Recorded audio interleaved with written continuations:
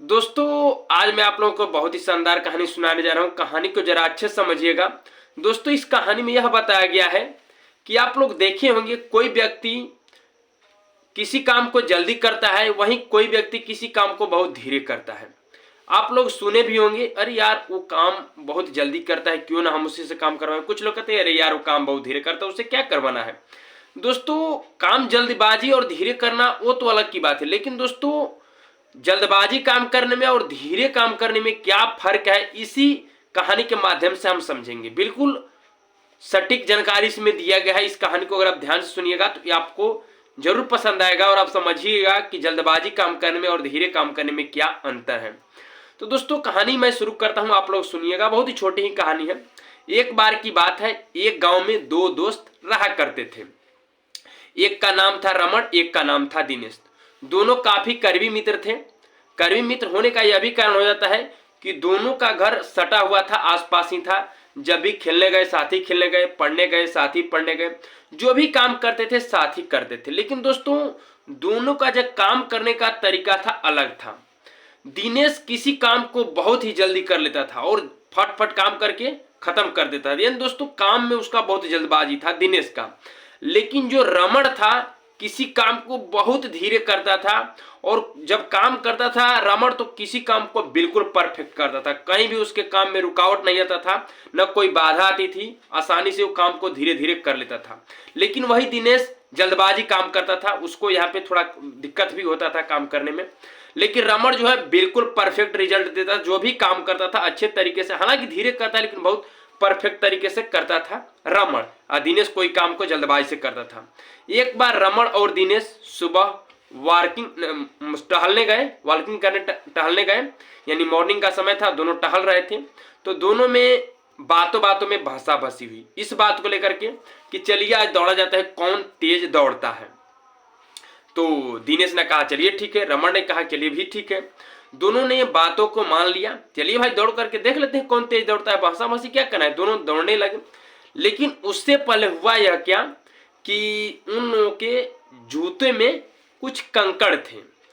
तो रमण ने थोड़ा सा रुका और दिनेश को भी रोका कि भाई रुकिए, थोड़ा मैं अपने पैर से जूते से कंकड़ को निकालूं ताकि दौड़ने में मेरे को आसानी हो, कोई दिक्कत ना हो। तो इस पर दिनेश बोला, हम तो पत्थर से भी टकरा के दौड़ सकते, तुम थोड़ी छोटी सी कंकड़ से डर रहे हो। तो रमण फिर भी नहीं हार माना, कहा कि नहीं हम निकालेंगे भाई, कुछ भी हो जाए। तो उसने क्या किया, रमण जो है अपने जूते से कंकड़ को निकाल लिया, बिल्कुल फ्रेश कर लिया और वहां पे दौड़ना शुरू हो गया। लेकिन वहीं जो दिनेश था, उसके जूते में कंकड़ थे। वो सोचिए कि शाबाशी में, वाहवाही में उसी तरह दौड़ना स्टार्ट किया। दौड़ते दौड़ते हुआ यह क्या कि कुछ दूर जाते जाते दिनेश के पैर में जो जूते में कंकड़ थे, वहीं जो दिनेश के पैर में चुभने लगे। कंकड़ चुभते चुभते वो सोचिए कि वाहवाही में दौड़ता ही रह गया दिनेश। हुआ यह अंत में कि इतना उसके पैर में कंकड़ चुभ गया, उसका पैर जो है खून से लथपथ हो गया। अब यहां तक उसको नहीं रहेगा तो दिनेश ने रमण को आवाज दिया कि बचाओ यार, मेरा हालत अब खराब हो गया, पैर पूरा खून से लथपथ हो गया। रमण ने पीछे मुड़कर आया, हालांकि रमण उससे काफी आगे निकल चुका था, क्योंकि दोस्तों तो उसके जूते में तो पत्थर वगैरह कंकड़ वगैरह कुछ भी नहीं था। वो आसानी से दौड़ रहा था, धीरे धीरे लेकिन आसानी से दौड़ रहा था। इधर जल्दबाजी दौड़ रहे थे, इनका पत्थर सब पैर में चुभ गया और ये घायल हो गए। तो इन्होंने पीछा हो गया, दिनेश पीछे हो गया और रमण आगे निकल गया। तो दिनेश को जब खून दिखा, लथपथ हो गया, दर्द होने लगा, तो दिनेश ने रमण को आवाज दी। तो रमण ने मुड़ करके आया, रमण आगे काफी निकल गया था, दिनेश के पास आया, दिनेश का हेल्प किया, उसको घर ले गया, दवाई वाई गई, जो भी उसको मलहम वलहम लगवाया। अब यहाँ पे उसका सब कुछ ठीक हो गया। लेकिन दोस्तों, इस कहानी से हमें क्या सीख मिलती है?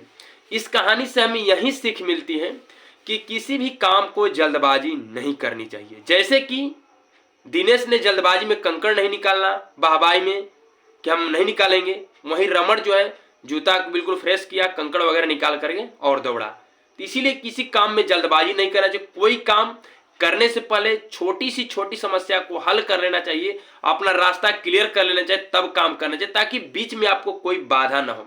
जैसे कि दिनेश को बीच में बाधा हो गया कंकड़ होने के कारण। और दोस्तों, इस कहानी से हमें और भी सीख मिलती है। जिससे मान लीजिए कि कोई भी काम जल्दबाजी नहीं करनी चाहिए, तो मैं आपको बताया। और दोस्तों, ये ये काम होता है कि अपने टारगेट को लेकर सबसे पहले सभी पहलुओं को मजबूत कर लेना चाहिए, तैयार कर लेना चाहिए, ताकि जब आप कोई काम करने चले तो आपको कोई पगबाधा ना हो, कोई समस्या ना हो। जैसे कि रमण ने किया, अपने जूता को बिल्कुल फ्रेश किया।